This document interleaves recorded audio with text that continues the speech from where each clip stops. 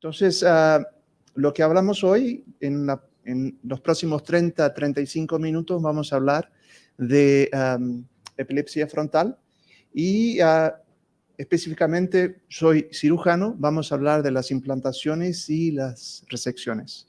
Es un poco interesante que el cirujano empiece a hablar primero en cirugía, en epilepsia del lobo frontal, pero esta charla va a ser seguida por la charla del doctor Patrick Chauvet, que va a presentar un caso y después va a hablar sobre la semiología y qué va a ser del lobo frontal y qué va a ser bien complementaria a esta charla. Entonces, me gustaría primero establecer cuáles son los problemas de la cirugía de epilepsia para el lobo frontal y las grandes dificultades que tenemos es que no es un grupo pequeño de pacientes, o sea, no son pacientes el número es inferior al lobo temporal, pero tenemos todavía 20-30% de casos cirúrgicos que involucran el lobo frontal. Entonces, el número de pacientes no es insignificativo. Son epilepsias que tienen en general un largo plazo de desarrollo, con inicio en la infancia. La semiología ictal, que muchas veces guía la resección, las implantaciones, es compleja, variable. El volumen lobofrontal, con su variedad de áreas citoarquitectónicas que vamos a revisar, es muy complejo. Pero en general, si podemos resumir las características semiológicas del lobo frontal, ya que esto es un simposio de semiología, tenemos que en general las crisis del lobo frontal son frecuentes y son de corta duración. Generalmente tienen un electro de superficie de difícil interpretación, muchas veces difuso, y en general estos casos tienen una resonancia no informativa, lo que deja todo esto muy más complicado y más complejo. Tanto la parte quirúrgica como la implantación son basados fundamentalmente en semiología, basados también en la electroencefalografía y en la imagen. Pero la semiología es lo más importante para hacernos resecciones que son efectivas, seguras y pequeñas. La semiología es una parte esencial en el entendimiento de estas epilepsias del lobo frontal. Las resecciones que podemos hacer en el lobo frontal son muy variables. Estos son algunos ejemplos de resecciones de mi práctica, de tipos de resecciones que hicimos en el lobo frontal en los últimos 15 años.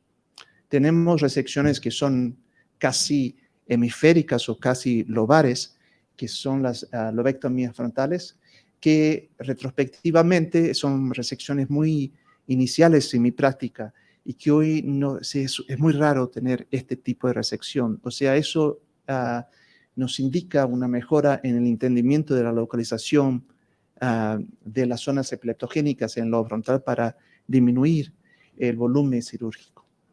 Tenemos muchas veces resecciones orbitofrontales claras y lo que tenemos muy frecuentemente son resecciones que involucran múltiples lóbulos, no solamente el frontal, pero el frontal, la ínsula, el polo temporal. Por eso que esta denominación de epilepsias del lobo frontal podemos revisarla en el futuro, porque no existe exactamente lo que es un lobo frontal. Existen regiones que no se involucran solamente en el lobo frontal, pero en la ínsula, en el lobo temporal, en las áreas perisilvianas. Existe sí la definición, la perisilviana anterior, la perisilviana posterior, que involucra la ínsula, el lobo frontal y el temporal, y así por delante. Entonces, eso es lo que tenemos que entender un poco. Para entendernos, una vez que tenemos estos casos y tenemos 2 o 3 lóbulos, pero decimos, oh, espera, esto es una epilepsia multifocal, no es focal, no, todavía es focal, pero es multilobar, lo que muchas veces se espera en este tipo de semiología. Otras resecciones más focales, que son resecciones del área perirolándica de la SMA, resecciones de la zona dorsolateral del lobo frontal, resecciones perisilianas y que involucran también las zonas insulares. Entonces, en general, estos son los tipos de resecciones que tenemos en nuestra práctica.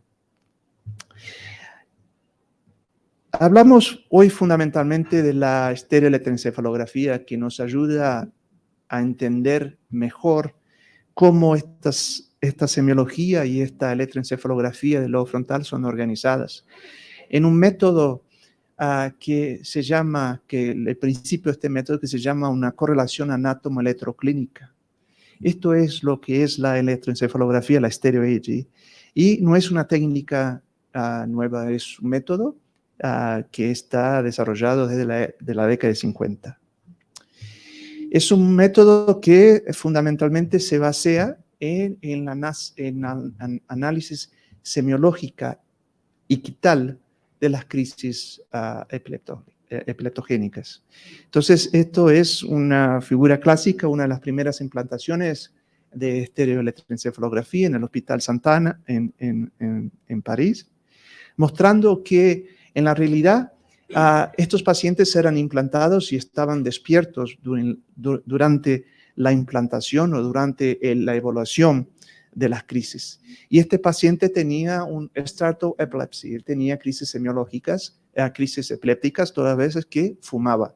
Por eso que estamos en un paciente en el quirófano con los electrodos implantados y fumando para elicitar la semiología y así hacer la correlación anátomo-electroclínico y demarcar la zona epileptogénica. Como pueden notar, esto es un método que es fundamentalmente distinto del método subdural, donde muchas veces esta correlación anátomo-electroclínica no es tan clara.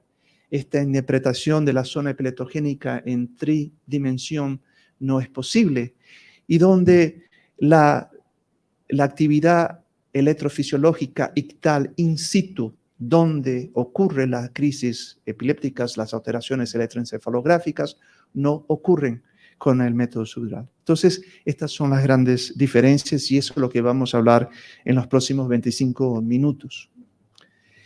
Para las resecciones frontales basadas en electroencefalografía, estereoelectroencefalografía y también la implantación de electrodos, es fundamental el conocimiento de la anatomía.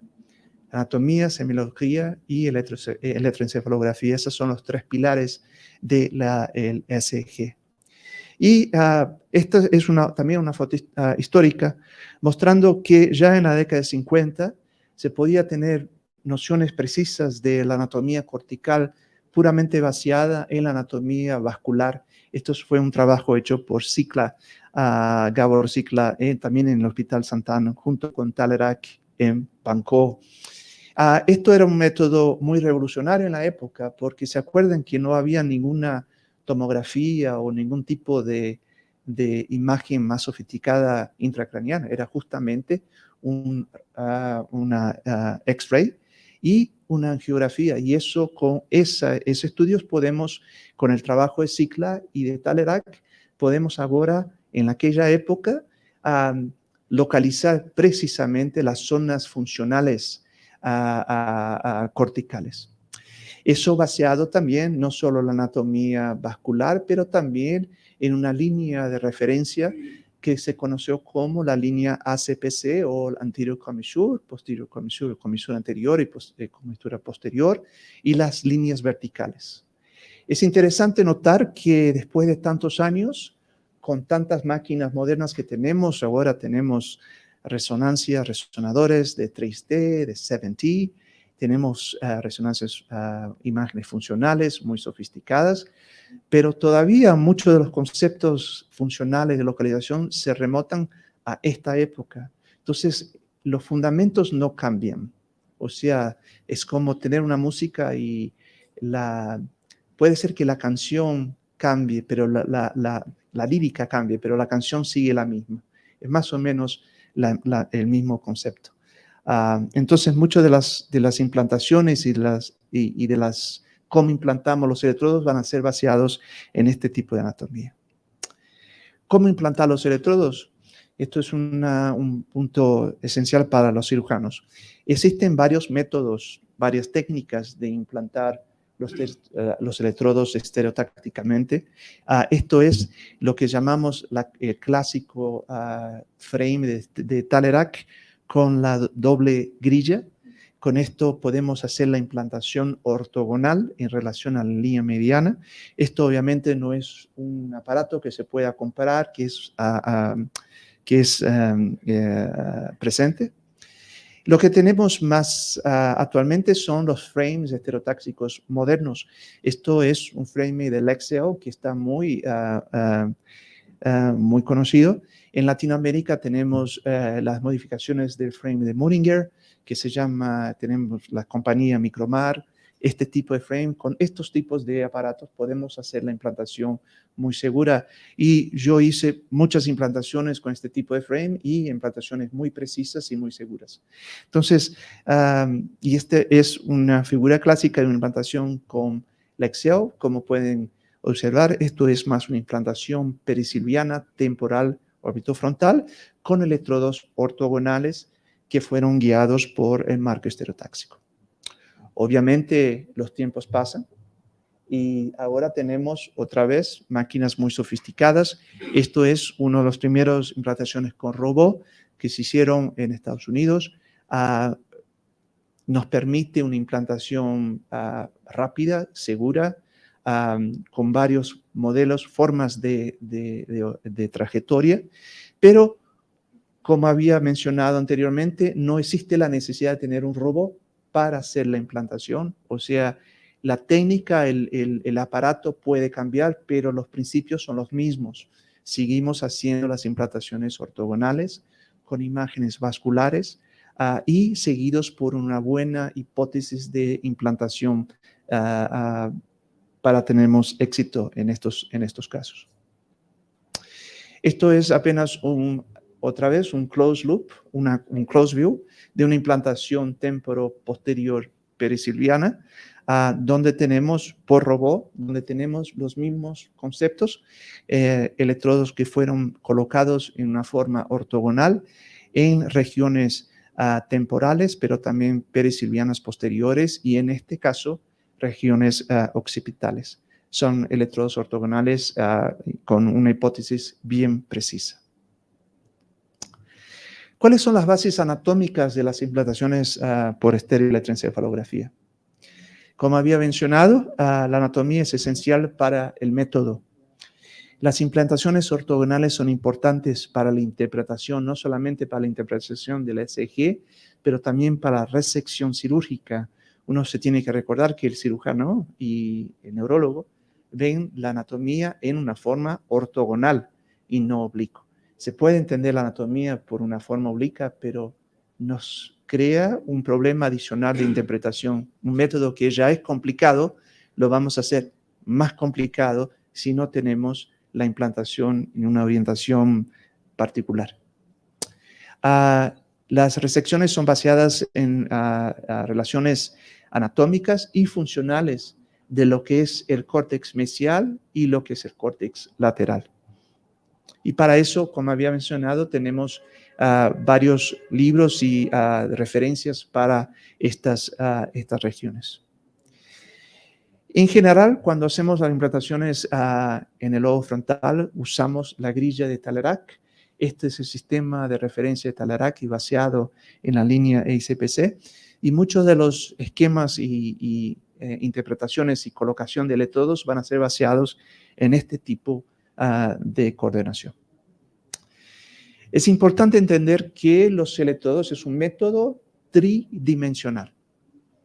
Entonces, para el cirujano y para el neurólogo a veces es un poco difícil de entender porque nosotros estamos acostumbrados a métodos estereotáxicos donde la punta del electrodo, la porción distal del electrodo, es el target, es el objetivo de la implantación. Eso es lo que hacemos cuando hacemos un DBS, cuando hacemos una implantación talámica para colocar un marcapaso cerebral en el tálamo. Nos interesa la punta del electrodo. Pero para estereoelectroencefalografía, eso no es verdad. el target, el objetivo de la implantación del electrodo no está en la punta, también no está en el inicio del electrodo, pero está en la trayectoria del electrodo. Todos los puntos de esta trayectoria son importantes y son considerados targets en la implantación de estereoelectroencefalografía. Entonces, ese es un concepto que nos llama la atención, el aspecto tridimensional del método. Entonces, esto, por ejemplo, es la representación tridimensional de un electrodo que explora la punta del lobo temporal, donde la porción más distal mapea la zona temporal, el giro temporal medio. Las porciones más medianas del electrodo van a mapear el fondo, el hondo, el fondo del sulco temporal superior, y las porciones más distales mapean las regiones perirenales de la región mesial del lobo temporal. También electrodos, por ejemplo, en el lobo frontal, que es el tema de esta charla, tenemos los electrodos perioperculares, donde las regiones más laterales mapean, por ejemplo, las regiones motoras de la cara o sensoriales de la cara. Las regiones intermediarias nos mapean la región subcentral, que es justamente donde está la región de representación de la laringe, y las regiones, los electrodos, los contactos más distales, nos mapean las regiones insulares, y es importante tener esta relación entre la ínsula y en el opérculo cuando estudiamos implantaciones insulo-perisilvianas, para mostrar que esto en la verdad es un método tridimensional. ¿Por qué las implantaciones tienen que ser ortogonales? Y este es uno de los motivos, es porque la anatomía estructural, de conexión estructural, está organizada en una forma ortogonal en las zonas frontales. Entonces, esto es un ejemplo de las fibras en U que conectan la fase mesial del lobo frontal con las regiones dorsolaterales. Y como pueden notar, tenemos la representación de un electrodo de SEG, y este electrodo nos mapea los dos polos de esta fibra. Nos mapea la región mesial y la región dorsolateral.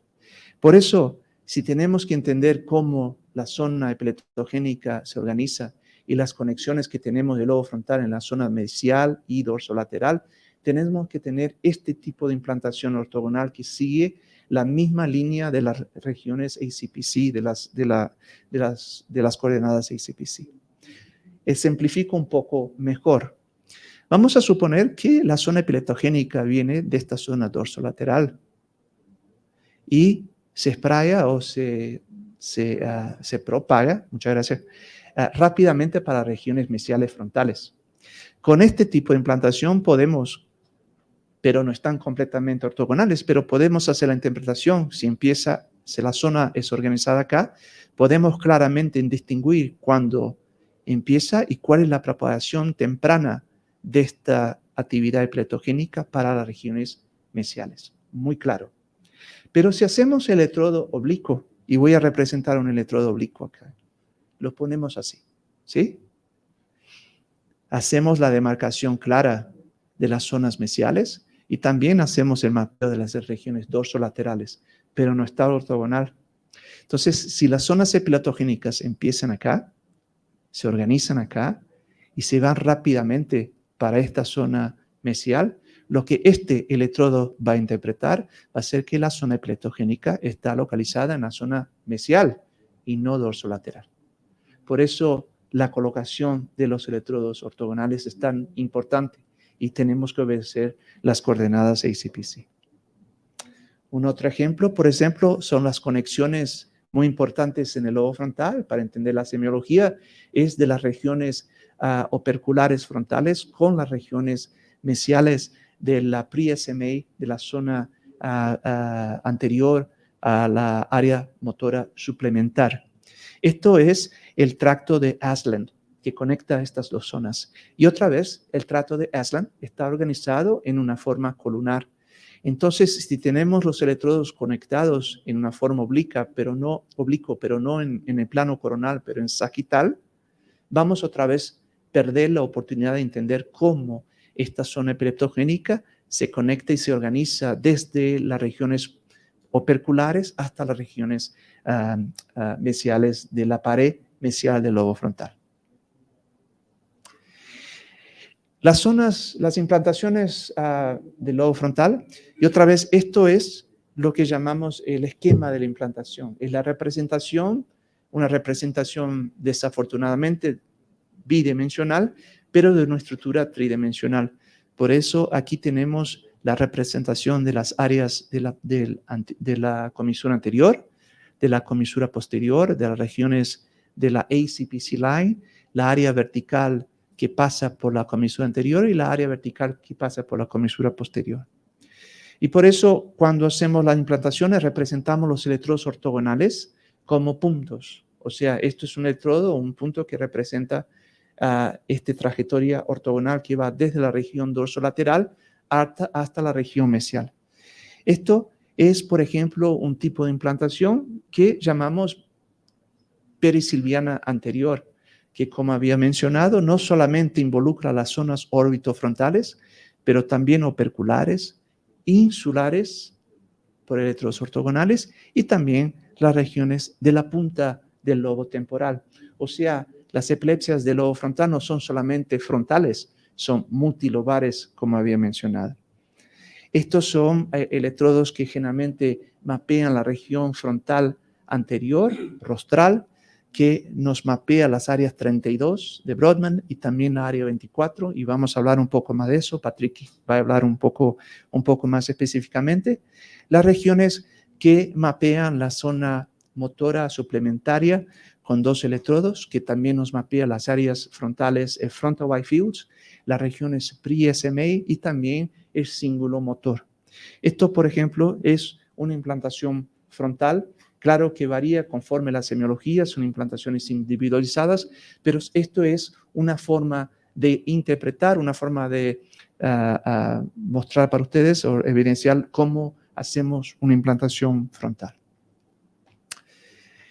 Cuando hacemos las regiones perisilvianas es muy importante entender la anatomía y todas las regiones anatómicas funcionales de las regiones perisilvianas. Tenemos aquí, por ejemplo, en la región anterior de la fisura silviana, lo que llamamos la pars orbitalis, que son 3 partes, hace parte del giro frontal inferior, que es seguido por las pars triangulares y pars operculares. Estas 3 regiones tienen conexiones completamente distintas a cualquier área cerebral y voy a ilustrar eso. Por eso es importante cuando hacemos la implantación y tenemos como hipótesis la región perisilviana, tenemos que implantar electrodos en estas zonas orbitales, triangulares y operculares. Siguiendo más caudalmente tenemos las regiones rolándicas con la región motora, la región sensitiva, el surco central y el pli de pasaje que nos comunica estas 2 zonas. Pasando por esto tenemos ahora el giro supramarginales que nos da vuelta en la fisura silviana y ahora tenemos ya el giro temporal superior con sus 3 partes, el plano temporale, la región de Heschel y el plano polar. Entonces, cuando hacemos una implantación perisilviana, involucra no solamente frontal, pero la ínsula, pero también muchas veces las regiones temporales. Estas son las zonas citoarquitectónicas que tenemos que implantar y esto es lo que tenemos en general que seguir para entender cómo las crisis son organizadas. Tenemos también que entender esto una estructura bastante tridimensional y compleja y que esto no es solamente una región superficial, no es solamente una región profunda, pero también tenemos la profundidad de los surcos. Y el gran surco que tenemos es la fisura silviana. Y dentro de la fisura silviana tenemos una cantidad importante de córtex que tiene que ser explorado. Esta es una imagen interesante anatómica donde tenemos la remoción del lobo temporal.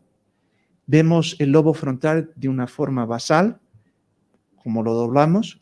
Aquí tenemos las zonas orbitofrontales, las regiones del giro frontal superior, pero inferior, con las pars orbitales, triangulares y operculares, y aquí las regiones subcentrales, otra vez las regiones que que son responsables por la motricidad de la laringe, la vocalización motora, sensorial, y las zonas somatosensoriales secundarias en la región del opérculo parietal.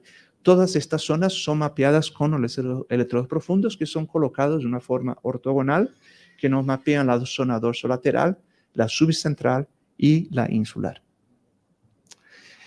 Obviamente no podemos hablar de anatomía o semiología de la región frontal sin hablar de la ínsula, que es justamente la estructura que está entre cuando dividimos el lobo frontal, separamos, hacemos la disección de la fisura silviana y separamos lo que es el opérculo frontal en esta zona, el opérculo parietal y la región del opérculo temporal. Y con esto evidenciamos esta zona perisilviana y la insular.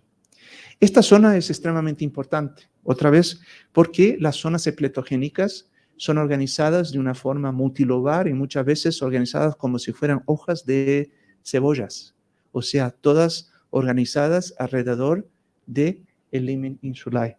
Lo voy a ejemplificar esto. Entonces, en general tenemos esta zona inicial que es formada por un córtex agranular muy primitivo, paralímbico, que involucra no solamente las regiones posteriores orbitofrontales, pero también las regiones más ventrales de la ínsula anteriores y también las regiones más anteriores del lobo temporal, del polo temporal. Esto todo es una unidad funcional que tiene el mismo tipo de organización citoarquitectónica y la misma conectividad. Entonces, por eso, si tenemos que entender cómo de estas zonas, la zona epletogénica se organiza, tenemos que implantar no solamente la región frontal orbital, pero también en la ínsula anterior y también en el lobo frontal. Y generalmente esta zona, que es muy primitiva, paralímbica, nos da una manifestación semiológica, que serían manifestaciones que llamamos psicomotoras autonómicas, que el doctor Patrick Chauvet lo va a mostrar más claramente. Si vamos un poco más atrás, tenemos ahora también en esta región perisilviana, pero un poco más posterior, que involucra la ínsula mediana, la porción media de la ínsula, y las regiones operculares, frontales y motoras de la cara, de la laringe, que es un córtex disgranular. Y esta zona es responsable por manifestaciones motoras en las regiones perisilvianas. Otra vez, no involucrando solamente el lobo frontal, pero también la zona subcentral y también la ínsula.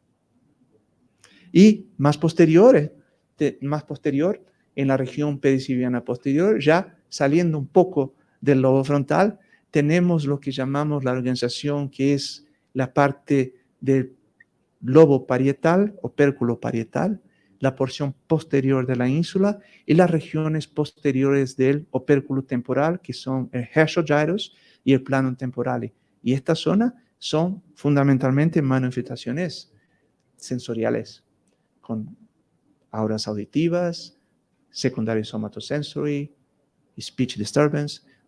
Esas son las manifestaciones de la región perisilviana posterior. ¿Sí?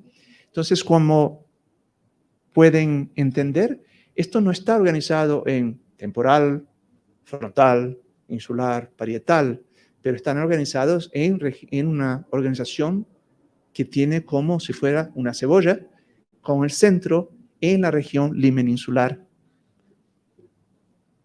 Y esto justamente es lo que está muy claramente ilustrado también por el trabajo de Misulan con la organización citoarquitectónica de estas zonas. Vamos a ilustrarlo un poquito más. Estos son unos experimentos muy interesantes mostrando las estimulaciones frontales perisilvianas y insulares en monos, un trabajo de la Universidad de Parma del grupo de Risolati. Esto es cuando hacemos la estimulación opercular frontal de las regiones rostrales de este sistema. Como podemos evidenciar, existe un automatismo oroalimentar que está elicitado, que se inicia con la estimulación frontal, pero como ustedes saben, esto es una manifestación muy clásicamente descrita en epilepsias del lobo temporal, pero es organizada en el frontal, en las regiones frontoinsulares. ¿Sí? Cuando vamos un poco más abajo, en este sistema, obviamente tenemos, esto es una estimulación en el mismo sistema, pero en la región más ventral de la ínsula, y tenemos lo que llamamos un comportamiento opuesto de lo que el comportamiento de ingestión, de automatismo oroalimentar. Esto es un comportamiento de extrusión, ¿sí? Es un comportamiento alimentar, pero el opuesto. Este animal probablemente tiene hambre, quiere comer y no puede por la estimulación. Y cuando se da la comida y no se estimula, come, ¿sí? Y cuando vamos a esta estimulación perisilviana, lo más ventral posible, en una proximidad muy próximo a la amígdala, o sea, en la ínsula amígdala, en el lobo temporal, tenemos lo que es la manifestación más excesiva de esta manifestación de extrusión, que es esto. El reflexo de vómito, que también es una manifestación que se involucra, se organiza en las regiones perisilvianas anteriores, pero en las regiones más anteriores, en esta zona más agranular del córtex periinsular, en las regiones anteriores, ¿sí? Por eso, otra vez, estas regiones son organizadas y la semiología es organizada y las conexiones son organizadas en una forma circular alrededor del limen insulae y no en lóbulos. Vamos ahora a simplificar esto en la zona anterior, lo que hablamos en las regiones posteriores, anteriores de la ínsula y temporal. Esto es el córtex agranular. Esto es una zona muy complicada, muy complexa, porque aquí tenemos una imagen, un close view de esta zona. Le voy a explicar un poco esto. Aquí tenemos las regiones, el nervio óptico. Vemos el hemisferio de una parte basal. Entonces, retenemos un poquito para entender un poco esta imagen. Aquí tenemos, más anterior, tenemos la región basal frontal polar. Aquí tenemos las regiones posteriores. Esto es el uncus, las regiones mesiales temporales. Esto es el nervio óptico, el quiasma y el tracto óptico. Y aquí tenemos las regiones posteriores del órbito frontal, el tracto olfativo, y aquí tenemos la región del limen insular y las regiones del uncus anterior, y la amígdala está localizada justamente acá, más adentro. Entonces tenemos varias zonas citoarquitectónicas en esta zona que es muy chica y muchas veces difícil de implantar porque los vasos, la red cerebral media está justamente localizada en este punto. Esta es la región perforante anterior.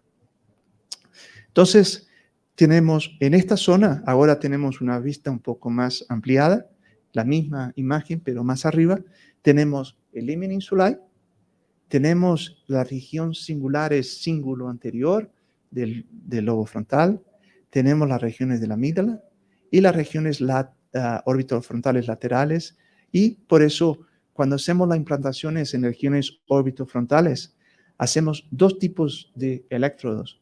Tenemos un electrodo más anterior, ortogonal, que nos mapea la región más anterior orbitofrontal, que está conectado con la región frontal polar, y ponemos un electrodo siempre más posterior, que tiene un otro tipo de conexión, de un córtex paralímbico, un córtex que nos da una manifestación más psíquica, autonómica, muy distinta de la región orbital anterior. Y por eso cuando implantamos estas regiones siempre ponemos dos electrodos, un más anterior y otro más posterior. Y obviamente, como había mencionado, como tenemos las zonas frontales, insulares y temporales, también ponemos los electrodos en el polo temporal y en la amígdala. Y muchas veces tenemos que hacer este tipo de resecciones. O sea, no es una resección puramente frontal, no es temporal polar, pero la zona epileptogénica en este paciente estaba organizada en múltiples lóbulos. que nos hace sentido si entendemos cómo esta zona está organizada en el lobo temporal polar y también en la órbita frontal. Por eso vamos a ejemplificar este. Este es un niño de 13 años. Tiene su inicio de crisis con 13 años. Se manifiesta con sintomatología de mareo. No tiene convulsiones, pero tiene como 10 o 12 crisis de mareos por día, bastante importante. Los testes diagnósticos, muy rápido, son temporofrontales del lado izquierdo, con una semiología típica equital que nos muestra una actividad equital organizada en las regiones frontotemporales izquierdas. Hablamos de semiología y esta es la semiología de Michael.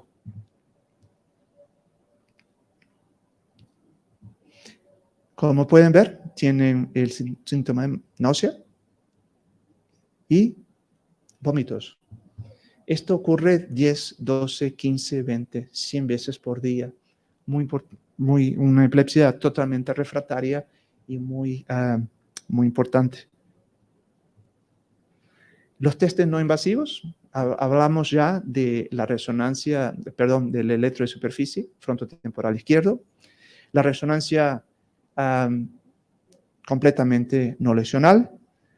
Un MEG scan que nos evidencia una actividad localizada en las regiones perisilianas anteriores.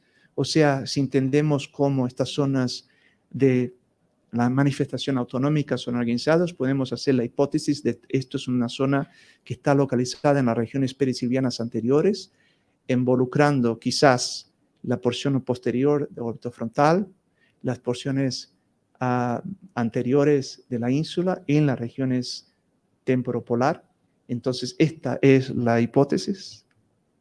Y por eso hicimos una implantación un poco más extensiva, porque había otros detalles de las imágenes funcionales, pero obviamente tenemos esta implantación alrededor, fundamentalmente, de las regiones perisilianas, con dos electrodos en las regiones orbitofrontales, mapeamiento de la ínsula y en las regiones temporales anteriores. Estos son la posición de los electrodos en regiones ortogonales que nos mapean el opérculo frontal y también la ínsula anterior. Y también hicimos un electrodo oblicuo porque teníamos una hipótesis importante que esto quizás estaba organizada en las regiones de la ínsula más anterior. Y esto es lo que tenemos. Esto es la actividad interictal que está localizada con una actividad muy frecuente, repetitiva, que clásicamente es una actividad que puede estar relacionada con una displasia cortical de tipo 2, localizada en dos regiones, en la región de la ínsula anterior y también en la región posterior orbitofrontal, como había mencionado. Y aquí estamos viendo la transición de la actividad interictal con la actividad ictal, con la transición de esta actividad spike-way repetitiva que se organiza y pasa de esta actividad para una actividad de una frecuencia alta y con una baja amplitud que se organiza en las regiones anteriores perisilianas y que ocasiona en la semiología con la manifestación de náusea y de vómito. Por eso que en este caso tenemos que la zona epileptogénica probablemente está localizada en la ínsula anterior, pero también en regiones frontales, orbitofrontales. Esto, con la estimulación, observamos que esto es una área dominante para el lenguaje y con una edad, un chico de una edad de 13 años. Basado en la electroencefalografía, esta es la zona que tenemos, la zona epileptogénica, que fue localizada en las regiones posteriores orbitofrontales, en la ínsula anterior. Y lo que hicimos es una craniotomía. Esto es inicialmente el planeamiento de esta craniotomía. Esta es la zona de los electrodos. Otra vez, esta es una otra importancia. ¿Por qué ponemos los electrodos en forma ortogonal? Nosotros tenemos neuronavegación, pero si ponemos los electrodos en forma ortogonal, no necesitamos hacer la neuronavegación porque sabemos que la zona epileptogénica está justamente en una posición ortogonal donde ponemos los electrodos. Y aquí tenemos el punto de entrada del electrodo O, del electrodo J y del electrodo Y, donde estaba justamente la zona epileptogénica. Con esta craniotomía, es una craniotomía temporofrontal, hacemos inicialmente la exposición del córtex.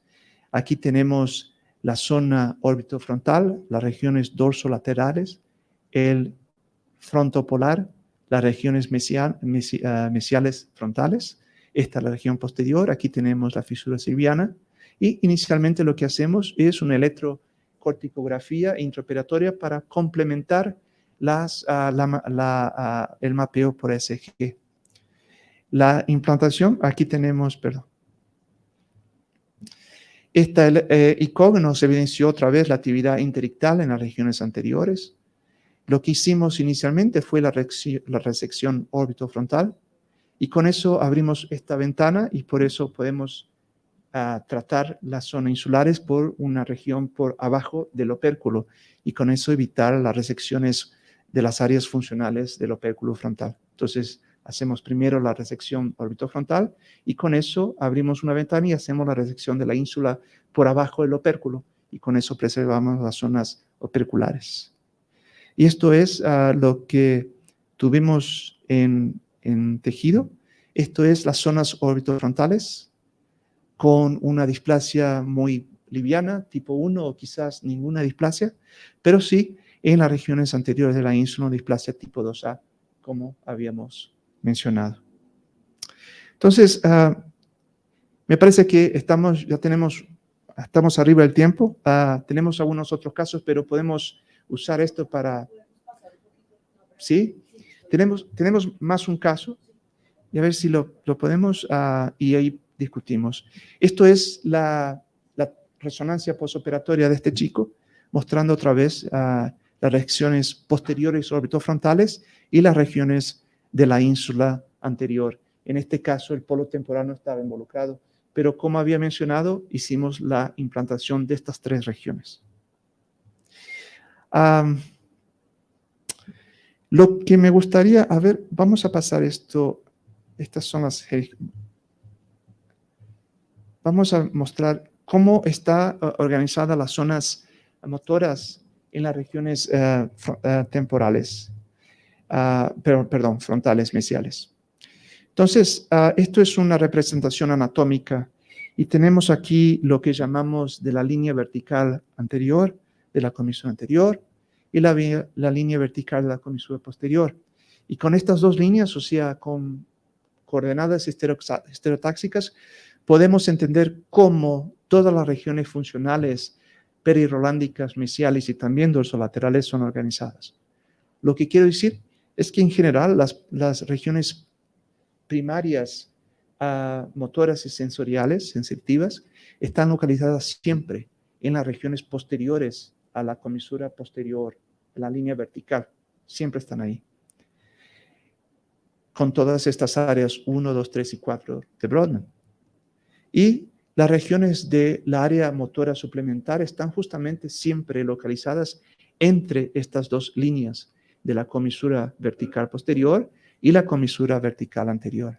Esto es lo que llamamos la área 6 de Brodmann, que es la área motora suplementaria, y las áreas anteriores a las áreas, la vertical de AC, que es la área 8, que es la área de pre-SMA, donde está generalmente localizada una función más de vocalización.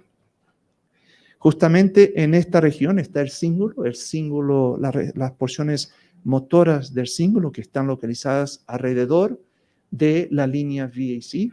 Y otra vez, estos son áreas que no podemos localizarlo por anatomía en una resonancia. Tenemos que tener algunos parámetros anatómicos y por eso que estas coordenadas son tan importantes. Esta es la área 24, que es justamente donde está localizada la área motora singular. Y las regiones posteriores a la línea VPC son las del cíngulo posterior, que están más conectadas con las regiones temporales, que es la área 23. La área 31, que está en el cíngulo posterior, que está muy cerca de áreas motoras sensoriales motoras y sensoriales, y las regiones anteriores mesiales del lobo frontal, que es la área 32 y la área 9 y 10.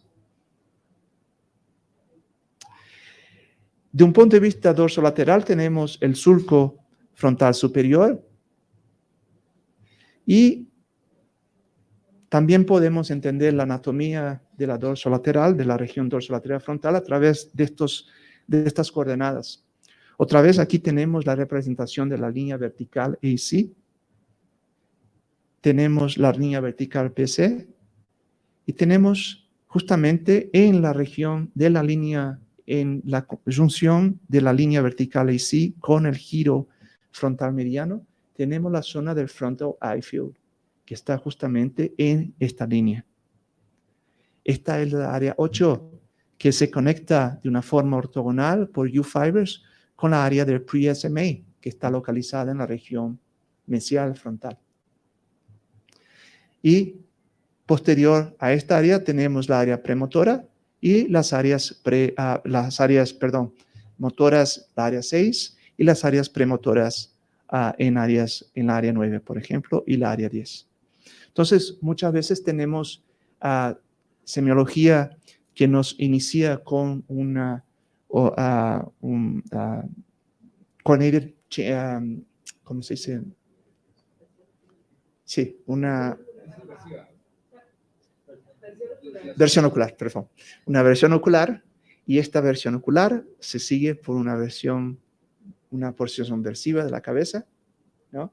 Y después de esto se hace un movimiento de asymmetric, ¿no?